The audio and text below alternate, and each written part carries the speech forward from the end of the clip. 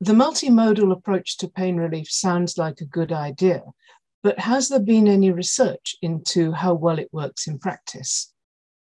Blumenthal has published a nice review article in 2019 where he looked at a historical pre-ERAS cohort and then in post-ERAS introduction cohort for four different types of surgery, that being colorectal surgery, but then also GYN OB surgery. And he has shown that you could actually reduce postoperative morphine equivalent requirements dramatically by as much as 80%.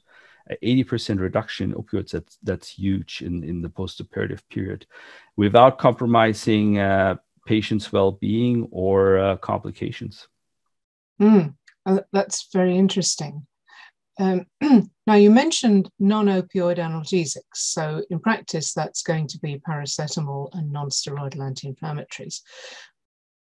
And my question is, what is the value of intravenous administration of these?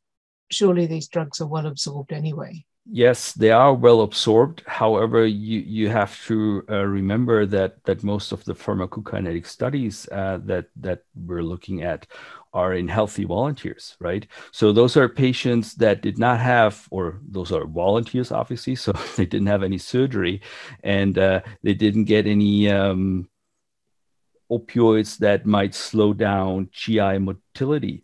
So we don't really know how much of these drugs are being absorbed. And if it really comes down to timing of onset of action, I mean, what are we doing? We're going to go for IV, right? That's what we do in the peri-operative period all the time. So if you want to time the onset of action of your non-opioid IV analgesics, you need to give them intravenously. That makes perfect sense. So actually, it's all about the timing of onset of action. So are the benefits of intravenous paracetamol and non-steroidal anti-inflammatories supported by research? There is research that has shown that with, slightly better pain control, that actually did not reach a significance in most studies. However, we get those slightly better pain control with a significantly reduced opioid requirement. And that is usually or very often accompanied by reduction in side effects that are typically caused by opioids, such as nausea and vomiting.